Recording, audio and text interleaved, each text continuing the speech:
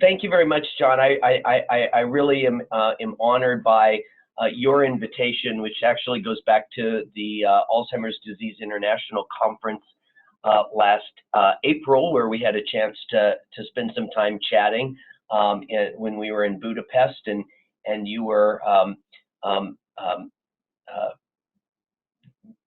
diligently manning the table for the Dementia Alliance International. And for those of you who didn't know, John asked me, I had given a presentation there about the successes, some of the successes that we had in public policy in the United States, and how we were able to achieve that, particularly the importance of advocates, people like you, to the success of changing government policy. And so he asked if I would be willing to do a presentation for you all, and I said I would be honored to do it. And so thank you very much for the invitation.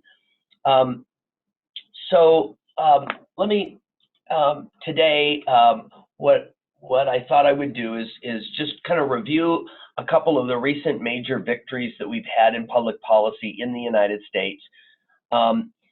Do a case study on how it happened, focusing on the research funding, although we also have recently had a big success on the care side as well, and talk a little bit about the lessons learned and the takeaways, the main point being that you all as individual advocates are really the key to success.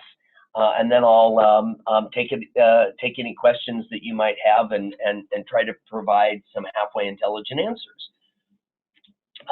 So with that, let me start with the first victory that we've really had over the last couple of years, and that's advancing research and research funding on Alzheimer's and other dementias in the United States. And we've really been able to move the needle from where we started in 2012. President Obama was able to readjust some funding and provide $50 million in additional money for Alzheimer's research.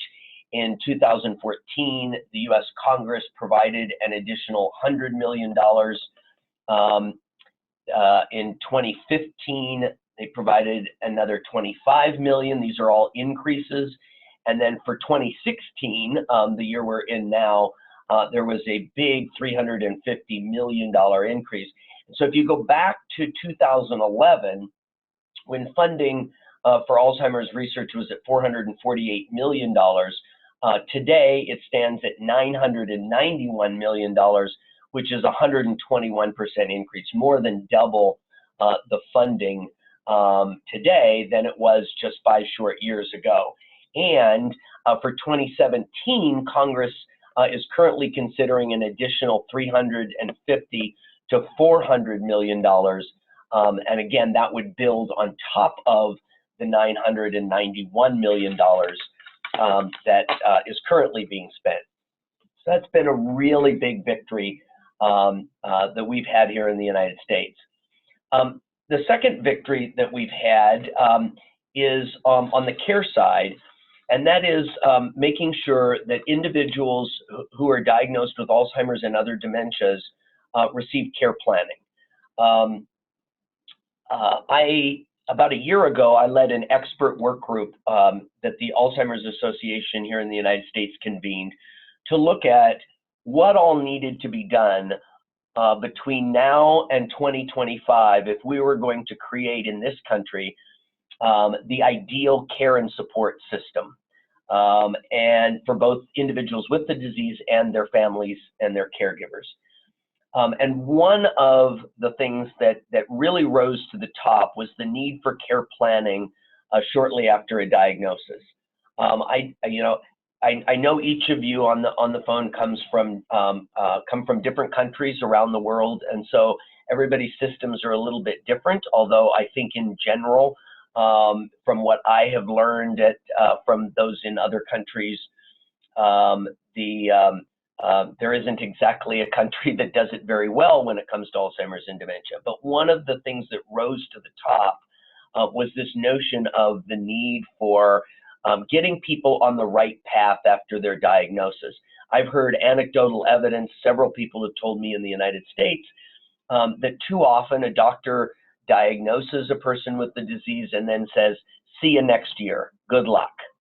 That really gets people on the wrong path. The evidence shows that they end up using hospital emergency rooms more. They end up with more hospital stays.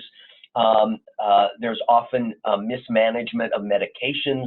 There's not good coordination of care across other chronic diseases that an individual with dementia may have. Diabetes is likely to be mismanaged. Heart disease is likely to be mismanaged if they also have those conditions. And so really that care planning is one of the most important things to happen. And this was one of the things that this expert work group that I worked with a year ago said. And we at the Alzheimer's Association had been pushing for quite a while for something that we called the Hope for Alzheimer's Act in the United States. And it was a bill that was introduced in the United States Congress that would have provided under Medicare. For those of you who don't know, Medicare is our, in the United States, our public health care program for people 65 years and older, as well as disabled people under the age of 65. It's a government program very similar to most other countries' healthcare systems. So once you get to 65, you basically have a national healthcare system in the United States. Before you get to 65, it's all private insurance, and a lot of people are uninsured. But once you get to 65 and are on Medicare, it's a fairly good program. And so this legislation was that we wanted to create under this Medicare program a care planning benefit for people who are newly diagnosed with Alzheimer's and other dementias. In other words, make sure they know what their medical treatment options are, what social services are available for them and their caregivers, what they are to expect with the disease, what clinical trials they might be able to participate in. Just get people on the right path for care. And then to document that diagnosis in the individual's medical record so that other doctors who are treating the individual for other conditions knows that they have been diagnosed with dementia. The person who treats an individual's diabetes is going to need to treat that diabetes differently with a person who has a cognitive impairment than somebody who doesn't. Self-management of diabetes is a very different task. It needs to be approached in a very different way when somebody is cognitively impaired. But if the doctor doesn't know that the person has been diagnosed with dementia, there's no way they can adjust the treatment. We have been working on this bill since 2009, as a matter of fact. And on this graph, you can see how support has grown over the years. So when we first started working and pushing the bill, that first period of time, we only had 14 sponsors, supporters in both the House and the Senate. And you can see a little thin blue line that represents one senator, 13 members in the U.S. House of Representatives, one United States senator. And you can see how that support has grown over the years.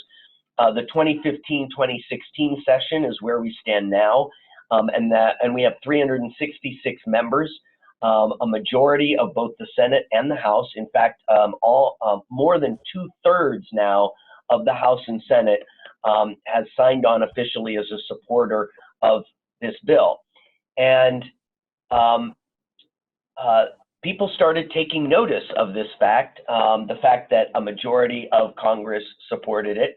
And so in July, just a couple of months ago, the Center for Medicare and Medicaid Services, CMS, that is the government agency that runs the Medicare program, announced or proposed to adopt the Hope for Alzheimer's Act in effect by regulation. So what the agency proposed was to add to Medicare a care planning benefit effective this coming January.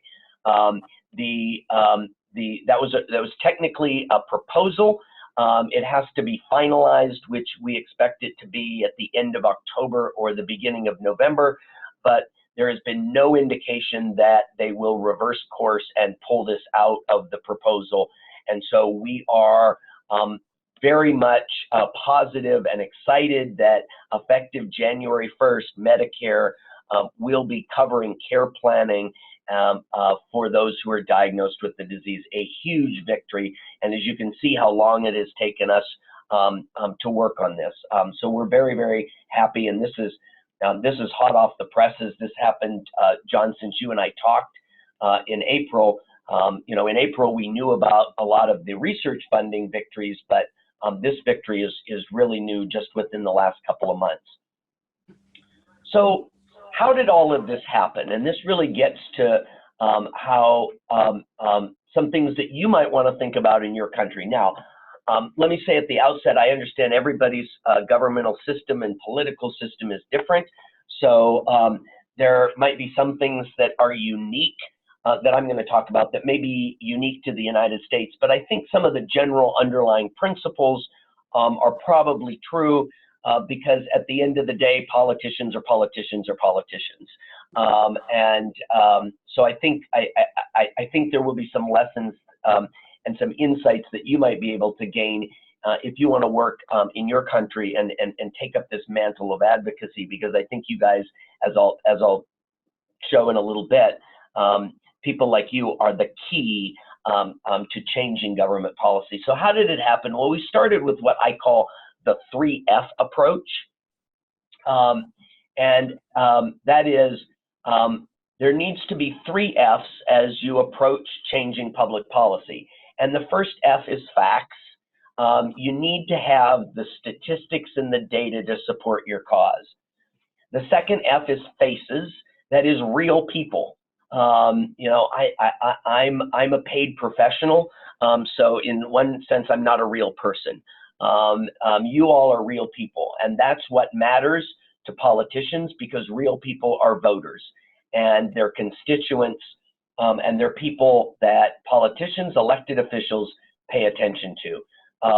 So this disease needs to not only have the facts behind it, but it needs to have a face on it. And then the third F is you need fighters. And I joke that when I learned this many, many years ago, I was taught that you need facts, faces, and champions. And that, FFC just didn't sit well with me. I wanted 3 Fs. So I changed champions to fighters. I could have thought of another word, but I thought I'd keep it clean and go with fighters. So fighters are the people who are inside the government. I just put some pictures of 5 of our biggest champions in Congress, both Democrats and Republicans, both people in the House and folks in the Senate, people who really champion the issue from the inside, those who help make it happen in the halls of Congress. And so you begin with this basic premise that you need the facts, you need faces, real people, and you need champions on the inside. And then you do what I call the stool strategy.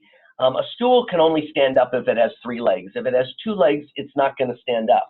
And so in order to achieve policy victories, you need to have each of the 3 legs of the stool. And those 3 legs are an inside game, an outside game, and a political game. The inside game is professional people like myself who work every day in the halls of government with elected officials and civil servants trying to change policy. But you also need the outside game. This is where the real people come in. People outside of the government putting pressure on the government to take action. And then there's the political game. In a democratic system, elected officials both have a government job as an elected official, but they also have a political job, and that's getting elected or reelected.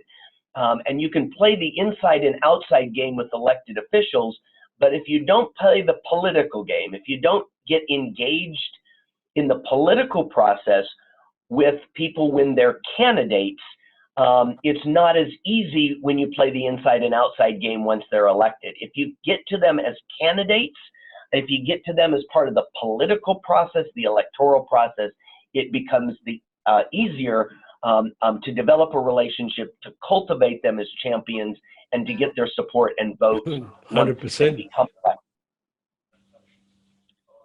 So let me give you then how exactly we executed this strategy, the 3F strategy, using facts, spaces, and fighters, as well as then the stool strategy of an inside game, an outside game, and a political game. And I'm going to, rather than go through both case studies in the interest of time, so we make sure we have time for some Q&A, I thought I'd focus just on the research situation. I'm happy to talk about the care planning benefit as well. But let me just show you how we executed the strategy. So the underlying principle is that we wanted to make it hard for politicians not to act, because it's easy for politicians not to act. The impetus is to say nice words to you and then do nothing. And we needed to make it difficult for politicians to do nothing. We needed to make them want to do something, make it easier for them to do something because they would need to and want to. And so I'll talk really about kind of the three parts of the triangle here. And so the first is, I'm reminded of that old Toyota commercial. I don't know if you saw it in other countries, but in the United States, they had this slogan, "You asked for it, you got it, Toyota." And so one thing we did is followed this "you asked for it, you got it" strategy. I'll explain each of these in a second. And this really involves the fighters and the inside game. Then there's the Billy Joel song, "Pressure, pressure, pressure, 1, 2, 3, 4, pressure." And this involves the faces and the outside in the political game. And then the third, to quote Hamlet, to quote Shakespeare from Hamlet, "Words, words, words." And this involves faces and facts and our outside game.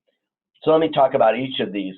So when it came to research, for years, the Alzheimer's Association in the United States had a priority of getting research funding levels up to $1 billion. And then about 10 years ago, we said it really needed to be $2 billion in research. The problem was that was what we wanted. That is what we determined would be the best in consultation with researchers and scientists. We thought that's what was needed to make advances in and have breakthroughs in the research. But there was very little foundation for it. We kind of just talked to a few people and came up with that number. And we were getting nowhere, frankly. So we decided we needed to change tactics. How can we make members of Congress increase funding because it is something they asked for, they called for, it was their idea, not our idea. And so what we did is we said, let's set funding aside for a minute and let's try to get Congress to develop a national Alzheimer's plan, a national strategy to deal with this, because then if they ask for a strategy and the strategy says we need more research funding, it will actually be what they ask for. And so we succeeded in getting Congress to pass what was called the National Alzheimer's Project Act. And it said, we're going to create a national Alzheimer's and dementia plan in the United States. The plan was released, and that plan set a goal. The very first goal was to prevent and effectively treat Alzheimer's by 2025. In the science world, that's a very ambitious goal. The National Institutes of Health, which is the government agency that funds medical research, they then established priorities and timelines and milestones on how we were going to get to that 2025 goal. And the Alzheimer's Association then convened an expert panel of scientists that said, okay, there's the goal that the US government has now set. How do we get to that goal? And that expert panel of scientists came back and said, there needs to be a rapid ramp up to about $2 billion of research funding a year. So here you have a situation where Congress says we need a national plan. The plan was created that says we need to prevent and effectively treat the disease by 2025. And then an expert panel of scientists said that means about $2 billion a year. So you have a situation where it's not the association asking for it, it's the number that came out of the process that Congress created. Then the second thing we did is we got Congress to pass the Alzheimer's Accountability Act. And that said that the National Institutes of Health, the agency that funds the medical research, needed to submit directly to Congress an annual Alzheimer's research budget. It would bypass the normal budget process, and this budget proposal would be sent directly to Congress. So now you have Congress asking for a national strategy. The strategy says we need a treatment and prevention by 2025, and that's going to cost $2 billion. And here, Congress, is our annual budget of what we need to get there.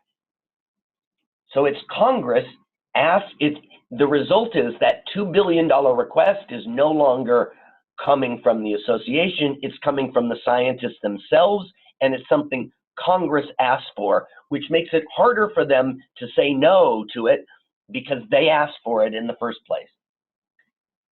So the second prong here is the pressure tactics. And this really gets to the faces, the real people, and it gets to the outside and the political game. So for the Alzheimer's Association in the United States, grassroots advocates have long been a priority. But historically, we've had a relatively small number, and there's been a limited scope to how we've used them and how we've called on them. So we really needed to escalate the tactic. How can we make members of Congress feel the pressure to increase funding? And remember, the importance of grassroots advocates, people like you, real people, you're not paid lobbyists, you are actually constituents and voters of the politicians who are making these decisions. And it's harder for them to say no to people like you than it is to people like me who are paid to do this. So over a few years' time, we had a six-fold increase. We worked to increase the number of grassroots advocates that were advocating for the cause, and we had a six-fold increase in the number of grassroots advocates to over 600,000, which is where we are today. We developed what we call an ambassador program. So we took one advocate, call them an Uber advocate, if you will, and we paired that advocate with a one-to-one pairing with his or her member of Congress, so that there was one person who was bugging the crap out of his member of Congress every chance they got. They'd go to town hall meetings, they would visit the district office, they would be a polite pain in the butt, if you will, to really develop a relationship with the member, so the member knew the person, knew what the issue was, knew how important it was to someone and to multiple people in his or her district. And then we needed to mobilize this army of grassroots advocates, and we needed to use a variety of tactics. So to get the National Alzheimer's Project Act passed, that's the bill that said we need a national plan, there were over 1,000 advocate meetings with members of Congress or their staff, and 50,000 emails were sent to Congress saying we need a national plan. And then to get the $350 million increase, which we did for this year, there were over 3,000 advocate meetings with members of Congress and their staff, and over 100,000 emails, letters, and social media messages were written and posted by advocates around the country calling for this $350 million increase. That put a lot of pressure on members of Congress. When you have numbers that big, it's hard for them not to sit up and notice, and it's hard for them not to take action. And then we also made it a political issue, and this gets to the political game, so that it's not just a government issue. And so we have engaged in political activities with a sister organization of ours called the Alzheimer's Impact Movement. We have engaged in the political process by participating in fundraising opportunities through the affiliated Political Action Committee, AIM PAC, actually making donations to candidates, and again, engaging with the elected officials as when they're candidates, not just when they're elected. And then finally, to Hamlet and words, words, words, and this gets to faces and facts and more of the outside game. For years, the Alzheimer's Association focused its message, and the advocates focused its message almost exclusively on helping people. And that's not a bad message. It's an important message. It's why we have pushed for years for care planning. We need to help people who have been diagnosed with this disease. But that message was conveyed mostly by caregivers, and to politicians, it had a limited appeal. Now, this is something that the politics in your country may be different, but in the United States, to put it very simplistically, this is overly simplified, but in general, a message about government needing to take action to help people appeals to one political party, but it does not appeal to the other political party. And so it might work for half the elected officials, but it's not going to get you to where you need to be in order to bring about change. And so we needed to change our tactics. What messages can we develop to make the case more appealing to more members of Congress? And so the first thing we did is we said we needed to have people with the disease tell their stories. Caregivers telling their stories are really, really important, but we need the face to be those with the disease. Incredibly important and incredibly impactful on members of Congress. And then we needed to focus the message on the financial impact, not just the helping people impact. And the reason we needed to do this is because if you focus on the impact this disease has on government budgets, you are now making dementia an issue that affects them as members of Congress. Their job is government spending. And so now if you talk about the impact it's having on government budgets, you're now saying, oh, that's part of my job.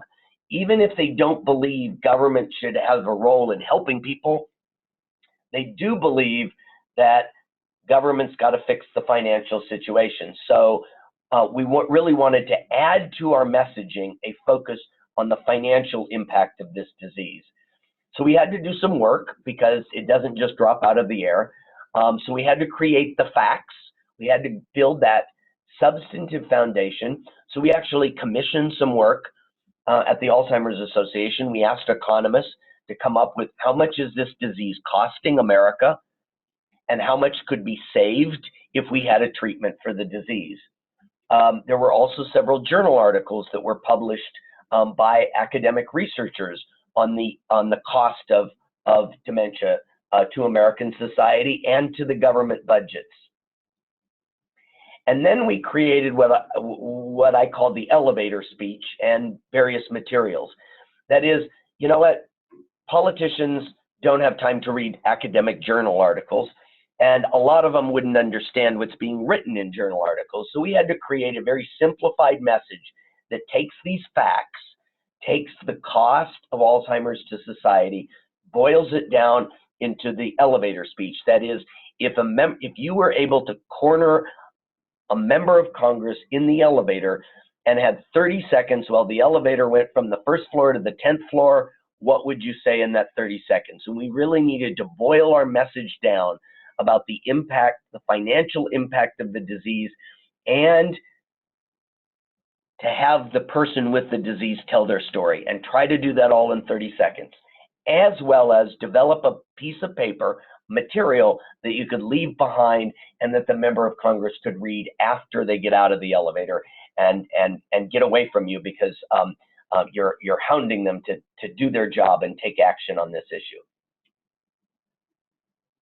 So to summarize what we did, we've been successful in getting Congress in the United States to increase funding for Alzheimer's research by making it a fulfillment of what Congress started. So this is something you guys asked for. It's your idea, not ours. with pressure from their constituents, from real people with the disease, their caregivers, their family members, other people who care about the future and what happens with this disease, having them put pressure on their elected officials and using messages and messengers that are most likely to resonate with members of Congress. So that was, that was applying the theory of faces, facts, and fighters, and using the stool strategy of an inside game, outside game, and a political game to bring about the success that we have had. I could do a similar case study again with the care planning, but in the interest of time, I just wanted to focus on this one. Happy to talk about it during Q&A if you're interested. But the big key takeaway here is that people like you, grassroots advocates, people with the disease, telling their stories, conveying the messages and putting pressure on their elected officials really are the key to success. And I'm going to spend the next couple of minutes trying to show you exactly how and why. So every year in the United States, the Alzheimer's Association hosts what we call an Advocacy Forum. That is, people from around the country come back to Washington, D.C. for 3 days to lobby and pressure their member of Congress. And if you look over the last 5 years, this is the growth in attendance that we have had at our Advocacy Forum.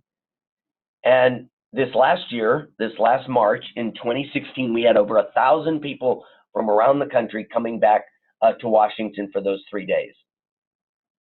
Now let's look at the growth in Alzheimer's research funding over the past 5 years. That's what you see on the screen now, and let me put it together. And you can see a very parallel growth in the number of advocates who are coming to Washington to put pressure on their members of Congress and the growth in research funding.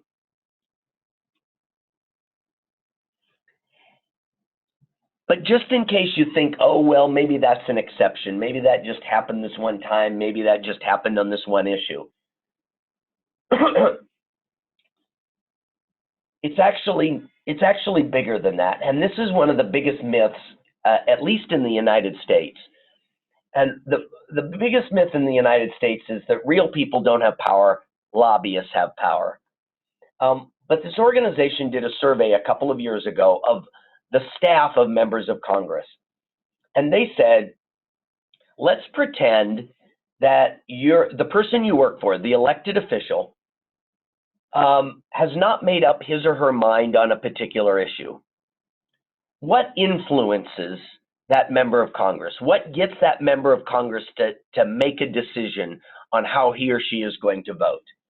So they asked the staff this. And so what I'm going to put up on the screen is the percentage of the staff who said these things were a lot of positive influence in getting their member to getting the person they work for, the elected official, to make a decision. These had a positive impact on how they made a decision. 46% of them said it was a visit from one of their constituents. 36% said it was an Uber constituent, an ambassador that I talked about. 20% said it was getting an individual letter from somebody in their district. 19% said an individual email, and only 8% said the elected official makes a decision in a positive way because of a visit from a lobbyist. Now, I don't like to show this slide too much because that might put me out of business, but the point really is that the people who make a difference, the people who can change the minds of members of Congress, people who can get them to take action, are not the paid lobbyists. They're the people from their districts, they're their constituents and the voters. And let me just give you one more example here. So in the United States, there's an organization called the National Rifle Association. They are an advocacy group that is very much in favor of guns and against gun control in the United States. They are considered to be one of the most powerful organizations in America when it comes to lobbying and influencing members of Congress. And in 2015, the National Rifle Association spent $3.6 million on lobbying expenses. $3.6 million by the National Rifle Association. And let me tell you, that's a heck of a lot more than the Alzheimer's Association is spending. Sounds like a lot of money, doesn't it? Guess what? It isn't. Because the American Bankers Association spent about 4 times as much on lobbying. And the National Association of Realtors spent 10 times as much on lobbying. And the big granddaddy of them all, the U.S. Chamber of Commerce, which represents business interests, spent about 25 times what the National Rifle Association spends on lobbying. They spent over $84 million in 1 year on lobbying. And yet, the National Rifle Association is seen as one of the most powerful lobby organizations and influencers in the American political process. They are seen as far more influential than the U.S. Chamber of Commerce, and they spend 1/25 the amount on lobbying that the Chamber does. Why is this the case? So Adam Winkler, who's a law professor at UCLA and wrote a book on the gun issue called Gunfight, said this: NRA members are politically engaged and politically active. It's not about the money. It's that they call and write elected officials, they show up to vote, and they vote based on the gun issue. And a study compared gun owners versus strong gun control advocates. And they found that study found that gun owners were 4 times as likely to have donated money to a candidate and to have written a politician about the gun control issue. The bottom line here is it actually isn't about lobbyists, and it actually isn't really about the money. It's really about informed, educated, passionate advocates who are engaged on this fight every day they wake up.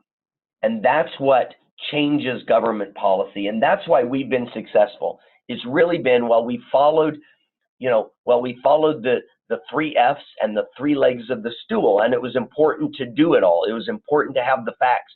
It was important to have champions in Congress. It was important to play the inside game as experts. It was important that we play the political game and deal with people as candidates. But the key, the most important thing, was the outside game that were played by the faces, the real people, the people who could talk about this disease on a personal level and convey a very powerful message, and do so over and over again until the elected officials had no choice but to say, we will act. We will provide more money for research. We will create a benefit for care planning under Medicare. You really are the key to this. And while our political systems are different across the board, as I said at the beginning, politicians are politicians are politicians, and a lot of the pressures that we were able to put on politicians in the United States can be done in a lot of other countries. And so I really want to convey to you how important it is to, if you're in the United States, to our cause, how important you have been and will continue to be to bringing about success, and to get you to think about how to change government policy in your countries and the power that you have. You don't have to be a lobbyist. You don't have to have an organization. You can be a group of people who are passionate and dedicated and committed to this issue and to holding politicians accountable and to bringing about that change.